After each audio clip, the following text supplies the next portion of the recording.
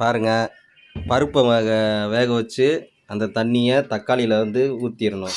ஊற்றிட்டு வச்சிடணும். வச்சுட்டு இந்தா பேசுமா, பேசு. என்ன பேச சொல்லு, எப்படி எப்படின்னு சொல்லு, எப்படி என்ன பண்ணணும் அப்படின்னு சொல்லு. செஞ்சுட்டு சொல்லுவோம். பேச அப்படியே சொல்லு. அப்படியே கலக்கு. பருப்பை நல்லா வேக போடணும். வேக போட்டுட்டு இந்த தண்ணியை கொஞ்சம் வெந்தவுடனே இருத்துடணும். இருத்துட்டு பருப்பு பழாயில் பருப்பை கடையணும். கடைஞ்சிட்டு தக்காளி இதோட சேர்த்து ஊற்றிடணும். ஊற்றிட்டு கொதிச்ச உடனே காய் அள்ளி போடணும். காய் அள்ளி போட்டுட்டு காய் என்னென்ன காய்கறினா கத்திரிக்காய், மாங்காய், பீன்ஸு, அவரைக்காய், கேரட்டு, வெங்காயம், பச்சை மிளகாய், கொத்தமல்லி எல்லாம் போட்டு அள்ளி போடணும். அள்ளி போட்டு நல்லா வேக விடணும். வெந்தவன்னா புளி வேணுனாலும் ஊற்றிக்கிறலாம். நம்ம புளிக்கு தகுந்தபடி உரப்பு வந்து வேணுங்கிற உரப்பா போட்டுக்கிறலாம். போட்டு வச்சு கடைஞ்சோம்னா பருப்பு கடைஞ்சி வச்சோம்னா நல்லாயிருக்கும். இல்லைன்னா முழுசாக கிடக்கும், டேஸ்ட் இருக்காது. கடைஞ்சி வச்சோம்னா காய் அதுவுமே எல்லாம் ருசியாக நல்லா இருக்கும். புளிப்புக்கு நீங்கள் பார்த்துக்கிற வேண்டியதே. புளிப்பு இருக்குது இல்லைன்னா பத்தலைன்னா கொஞ்சோண்டு புளி எடுத்து கரைச்சி விட்டுக்கலாம். புளி வேணுங்கிறவங்க ஊற்றலாம், வேணாதவங்க தேவையில்லை. ஏன்னா மாங்காவும் தக்காளியும் போடுறோம். சில பேர்த்துக்கு பிடிக்கும், சில பேர்த்துக்கு பிடிக்காது.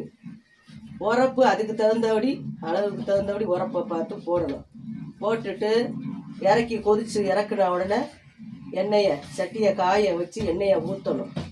கடுகு, சீரகம், கருவேப்பிலை போட்டு தாளிக்கணும். தாளித்து குழம்பு அதில் ஊற்றணும்.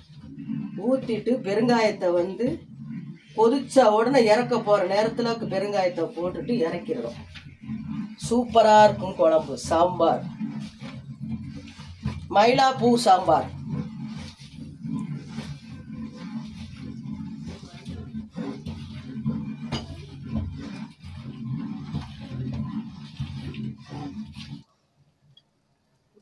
நாளே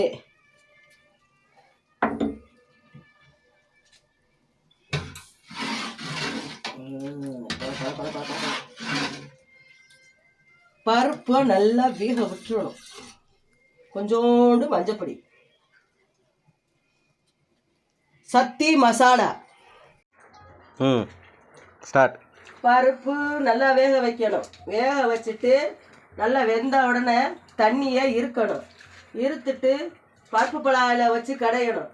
கடைஞ்சிட்டு தக்காளி, வெங்காயம், கத்த மிளகா எல்லாம் காய்கறி எல்லாத்தையும் அதில் அள்ளி போடணும். அள்ளி போட்டுட்டு கொத்தமல்லியும் போடணும். நல்லா வேக விடணும். காய்கறியில் வந்து கத்திரிக்காய், பீன்ஸு, கேரட்டு, அவரைக்காய், முருங்கைக்காயும் போடலாம். சாம்பார் நல்லா இருக்கும். பல காய்கறி போட்டு வச்சா சாம்பார் நல்லா இருக்கும். ஒரு காயை போட்டு வச்சா நல்லா இருக்காது, சலசலக்கும். எல்லா காய்கறி மிக்ஸ் பண்ணி போட்டோம்னா நல்லா இருக்கும். தேவையான உப்பு, மிளகாத்தூள், பெருங்காயம். இறக்க போகும்போது தாளிக்கணும். தாளிக்கும் போது கருவேப்பிலை, கடுகு, சீரகம் இது ரெண்டும் தாளித்து ஊற்றணும். இறக்க போகும்போது பெருங்காயத்தூளை போட்டு அப்படியே இறக்கணும். கொதிக்க விடக்கூடாது. கொதிக்க விட்டால் வாசம் போயிடும். சாம்பார் அவ்வளோ வாசமாக இருக்குது. காரம் வந்து நம்ம தேவையான காரங்கள் போட்டுக்கிறலாம். புளி வேணுனாலும் புளிக்கு தகுந்தபடி போட்டுக்கிறலாம். மாங்காய் போட்டால் சாப்பாடு. மாங்காய் போட்டோம்னா மாதா ஊட்டாத சோறு மாங்காய் ஊட்டும். அதே பழமொழி. இந்த சாம்பாருக்கு பேர் என்னன்னா மயிலாப்பூர் சாம்பார். போடுறேன் பாருங்க, என்னென்ன போடுறேன்னு பாருங்க. எல்லா காய்கறியும் அதில் இருக்கு. கத்திரிக்காய் இருக்குது, பீன்ஸு, அவரைக்காய், கொத்தமல்லி, பச்சை மிளகாய், கருவேப்பிலை, வெங்காயம், தக்காளி, மாங்காய் எல்லாம் சேர்த்துருக்கேன். இதில் முருங்கைக்காய் இருந்து போட்டாலும் நல்லது. பருப்பு வந்து கொஞ்சம் கூட விட்டு போடணும். ஏன்னா காய் நல்லா எல்லா காயும் போடுறதுனால பருப்பு கொஞ்சம் கூட போட்டோம்னா குழம்பு நல்லா இருக்கும், டேஸ்ட்டாக இருக்கும், ருசியாகவும் இருக்கும். காரம் வந்து நம்ம பார்த்து போட்டுக்கிற வேண்டியதே. தேவையான காரம். சில பேருக்கு காரம் பிடிக்கும், சில பேர்த்துக்கு காரம் பிடிக்காது. அதே மாதிரி உரப்பு, உப்பு எல்லாம் பார்த்துக்கோங்க. பார்த்துக்கிட்டோம்னா சூப்பராக இருக்கும் சாம்பார். கொதித்த உடனே தாளித்து இறக்கிற வேண்டியதே. அவ்வளோதே சாம்பார். இந்த சாம்பாரை வச்சு சாப்பிட்டு பாருங்க, அப்புறம் தெரியும் உங்களுக்கு. எல்லாரும் காய் வேகும் போதே எல்லாம் சாம்பார் காயை நறுக்கி போட்டு போடுவாங்க. அப்படி போடக்கூடாது. அப்படி போட்டோம்னா ருசி போயிடும். பருப்போட போட்டு காயை போட்டு வேக போட்டு தாளித்து வைக்கிறாங்க. அது வந்து விழு விழு விழுன்னு இருக்கும். இது வந்து ஒன்றோட ஒன்று ஒட்டாது, நல்லா இருக்கும் சாம்பார். ஊற்றி திங்கிறதுக்கு அந்த காயை வெறும் காயவே நம்ம எடுத்து சாப்பிட்லாம். பருப்பு மட்டும் கொஞ்சம் கூட மட்டும் போடணும்.